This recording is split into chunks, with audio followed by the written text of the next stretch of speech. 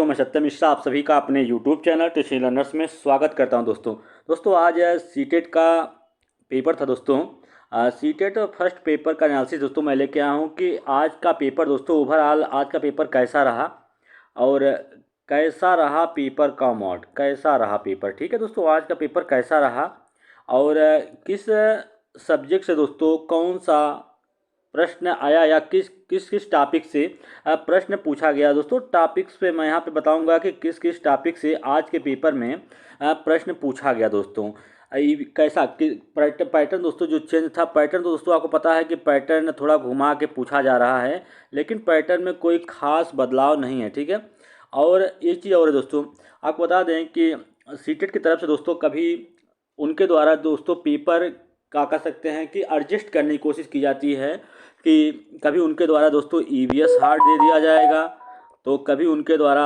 CDP को hard कर दिया जाएगा, कभी उनके द्वारा संस्कृत हार्ड कर दिया जाता है, तो कभी मैथ का सेक्शन जो है दोस्तों वो हार्ड कर दिया जाता है। तो इसी के बारे में दोस्तों मैं यहाँ पे बताऊँगा कि आज का ओवरऑल पेपर कैसा रहा। ठीक है, और आज के पेपर में क्या बदलाव देखने के लिए मिला। ठीक है, चलिए दोस्तों सबसे पहले मैं चर्चा कर लेता हूँ कि ईवीएस में क्या पूछा था। तो चलिए दोस्तों यहाँ पे मैं आपको बताता हूँ कि सबसे पहले ईवीएस को मैं लेता हूँ। जैसा आपको पता है कि दोस्तों सीटेट में आपके 5 सब्जेक्ट हैं। दोस्तों सीटेट फर्स्ट पेपर हो चाहे सेकंड पेपर हो, दोस्तों सब में क्या होता है 5 सब्जेक्ट होता है। पता है कि पाँचों सब्जेक्ट कौन कौन से होते हैं। ठीक है, आपका 5 सब्जेक्ट कौन सा है, ईवीएस है, हिंदी है,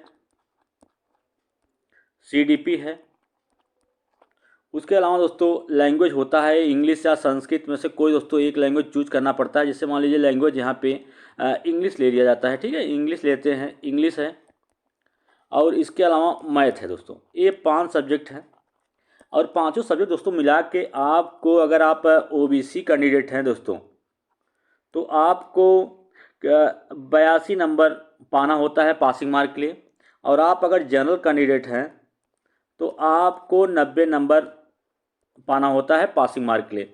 लेकिन दोस्तों इस बार ये हुआ है कि सिर्फ पासिंग मार्क से काम नहीं चलेगा। ठीक है, सिर्फ पास होने से कोई काम नहीं चलने वाला। इस बार दोस्तों आपको अच्छा स्कोर करना है, क्योंकि नई शिक्षा नीति दोस्तों जो लागू हो रही है उसके तहत तो आपके जो दोस्तों जो मेरिट बनेगी शिक्षक भर्ती के लिए, प्राथमिक शिक्षक भर्ती के दोस्तों जो भी मेरिट बनेगी वो आपका सीटेट और यूपी टेट में दोनों में से एक का 1/4 अंक ऐड होगा। ठीक है दोस्तों, तो इस टाइप से आपको पेपर देना है ताकि आप अच्छा स्कोर गेन करें। जितना अच्छा आप स्कोर करेंगे उतना ज़्यादा आपके लिए फ़ायदेमंद होगा।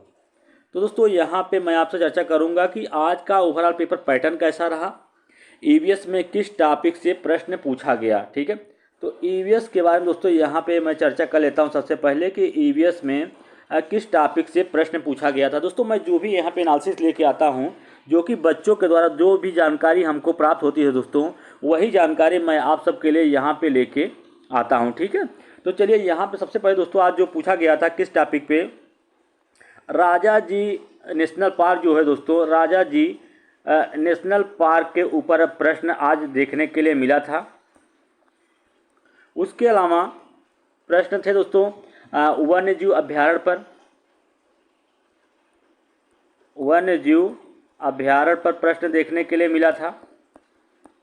इसके अलावा आपको बता दें कि मैंगो पर दोस्तों एक मैंगो के ऊपर प्रश्न पूछा गया था। ठीक है, इसके अलावा गिलहरी अभ्यारण्य से दोस्तों गिलहरी के ऊपर एक प्रश्न आपके ईवीएस में देखने के लिए मिला। उसके अलावा निपुण भारत से, निपुण भारत दोस्तों आपको बता दें कि इससे क्वेश्चन आपके हर एक शिफ्ट में लगभग 1 या 2 प्रश्न इससे पूछे ही जा रहे हैं। ठीक है, तो आज के पेपर में भी निपुण से प्रश्न देखने के लिए मिला था। और जीव के टेस्ट के ऊपर, जीव के स्वाद या जीव के टेस्ट के ऊपर भी एक प्रश्न देखने के लिए मिला था। उसके अलावा मनाली के घर दोस्तों, घरों के विशेषताओं के बारे में पूछा था और उसमें मिलाने के लिए बोला था। घरों की विशेषताएं, जैसे आपके लद्दाख हुआ या राजस्थान, इन सब घरों के विशेषताएं दिया था और उसके मिलान के बारे में पूछा था कि कौन सा मिलान सही है या गलत है। ठीक है, इसके अलावा डिसलेक्सिया दोस्तों एक पढ़ने की अक्षमता के बारे में प्रश्न आया था जिसको बोलते हैं डिसलेक्सिया, ठीक है। डिसलेक्सिया से भी एक प्रश्न आज के पेपर में मिला था।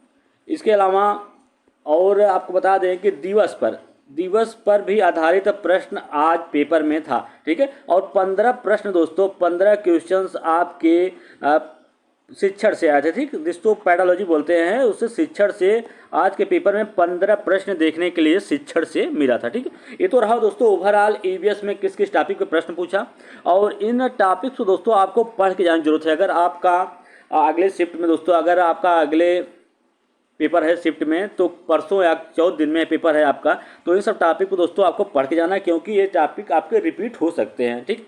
चलिए अब देख लेते हैं कि इसके अलावा दोस्तों एक प्रश्न बच रहा है जो कि जनजातियों के ऊपर, जैसे दोस्तों जनजातियों पे भी एक प्रश्न पूछा गया था, ठीक है। चलिए अब देखते हैं कि सीडीपी में किस टॉपिक पे प्रश्न थे। सीडीपी में दोस्तों देख लेते हैं कि किस किस टॉपिक पे प्रश्न पूछा गया था। सीडीपी, जिसको बाल विकास बोलते हैं दोस्तों, ठीक है। सीडीपी में किस टॉपिक से प्रश्न पूछे गए थे, जैसा कि दोस्तों आपको बता दें कि कुछ ऐसे टॉपिक्स हैं जो हमेशा रिपीट हो रहे हैं, जैसे आपके पियाजे हुए, पियाजे के स्टेज से दोस्तों प्रश्न पूछता था। आज भी पियाजे के स्टेज से एक प्रश्न देखने के लिए मिला था, उनका प्रतीकात्मक जो स्तर है उससे प्रश्न देखने के लिए मिला था। उसके अलावा कोहलर वर्ग से भी एक प्रश्न देखने के लिए मिला। कोहलर वर्ग यानी कि नेशनल एजुकेशन पॉलिसी से 2 प्रश्न दोस्तों, 2 क्वेश्चंस आज के पेपर में देखने के लिए मिले थे। इसके अलावा आपको कथन व कारक पे भी 2 प्रश्न दोस्तों। कथन और कारक दोस्तों बहुत ज़्यादा इंपॉर्टेंट है, क्योंकि इससे बच्चों को फंसाने के लिए प्रश्न दिए जाते हैं। आज के पेपर में भी 2 प्रश्न कथन और कारक पे रिलेटेड था, ठीक है। और सेफेलोकोडल से भी एक प्रश्न था, ठीक है, सेफेलोकोडल। इसके अलावा आपको बता दें कि एनसीएफ 2005, इससे भी प्रश्न था आज के पेपर में। और जो दोस्तों पहले से एक रिपीट हो रहा है दोस्तों, ADHD का फुल फॉर्म दोस्तों पूछा गया था आज के पेपर में। इसके अलावा संवेग व भाषा से भी प्रश्न था आपके सीडीपी में। और पियाजेस हो गया दोस्तों, कथन कारक हो गया, और वाइगोस्की दोस्तों, वाइगोस्की भी आज के पेपर में देखने के लिए मिले। वाइगोस्की से भी एक प्रश्न आज के पेपर में था, ठीक है। दोस्तों ओवरऑल ये सभी आपको बता दें कि पियाजे हुआ, कोहलर वर्ग हुआ, नेशनल एजुकेशन पॉलिसी दोस्तों सभी रिपीटेड हैं, मतलब इनसे बार बार क्वेश्चन पूछा जा रहा है। तो ये टॉपिक जो है दोस्तों आपके सीडीपी के लिए महत्वपूर्ण है। अगर आगे आपका पेपर है दोस्तों, तो इन सबको ज़्यादा मात्रा में पढ़िए, ठीक है, ताकि आपका पेपर छूटे ना, कोई क्वेश्चन इधर उधर से छूट ना जाए, ठीक है। इसके अलावा चलिए अब चर्चा कर लेते हैं कि हिंदी में कैसा रहा प्रश्न आज का। हिंदी में किस टॉपिक से प्रश्न पूछा गया था। हिंदी दोस्तों, हिंदी भी आपका सभी सब्जेक्ट जो होते हैं दोस्तों 30-30 नंबर के आते हैं, ठीक है।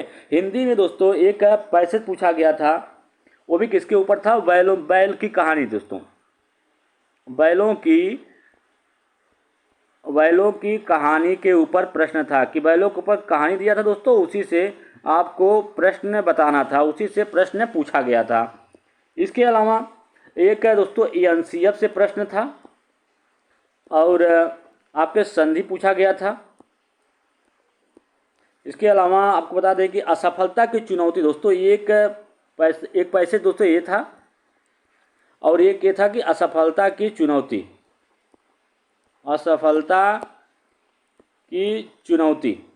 ये दोस्तों इससे भी प्रश्न आपके एक पैराग्राफ ये था, दोनों से आपके हिंदी में प्रश्न पूछा गया था, ठीक है। इसके अलावा दोस्तों आपको बता दें कि और स्टीफन क्रेशंस दोस्तों आज आपके यहाँ पे दोस्तों हिंदी में देखने के लिए नहीं मिले थे, लेकिन आपके संस्कृत में दोस्तों संस्कृत में स्टीफन जो है दोस्तों, उनसे एक प्रश्न देखने के लिए मिला था, स्टीफन क्रेशन से, ठीक है। और वो भी कौन सा, I+1 वाला है दोस्तों। ये काफ़ी इंपॉर्टेंट प्रश्न है, जो कि हर एक एग्जाम में आप कह सकते हैं, हर एक परीक्षा में ही पूछा जा रहा है।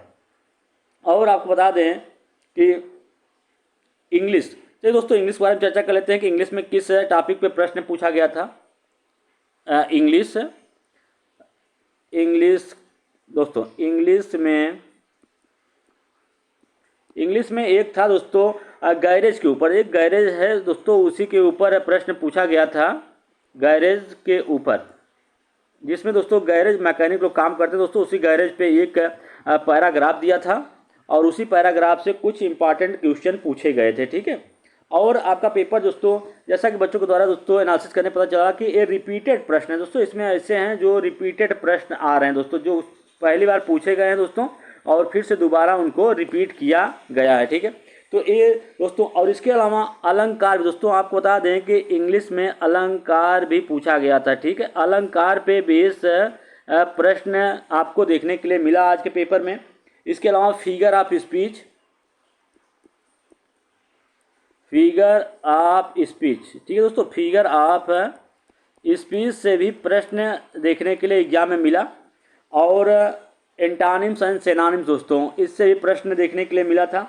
और एक पोइट्री आई थी दोस्तों, ये तो रहा आपका गैरेज के ऊपर ही आपका गद्यांश आ गया। एक पद भी आया था दोस्तों जिसे पोइट्री बोलते हैं या पोयम बोलते हैं। ठीक है, इससे भी पूछा गया था। लेखक की यात्रा के ऊपर ये पोयम आया था। ठीक है, लेखक की यात्रा के ऊपर ये पोयम आया था और इससे भी रिलेटेड प्रश्न पूछे गए थे दोस्तों। ओवरऑल मिला के आपका जो पेपर आ रहा है दोस्तों, इजी तो नहीं आ रहा है दोस्तों, न बहुत ज़्यादा हार्ड आ रहा है। ठीक है, तो मिला जुला के मीडियम स्तर का पेपर दोस्तों इस समय देखने के लिए मिल रहा है।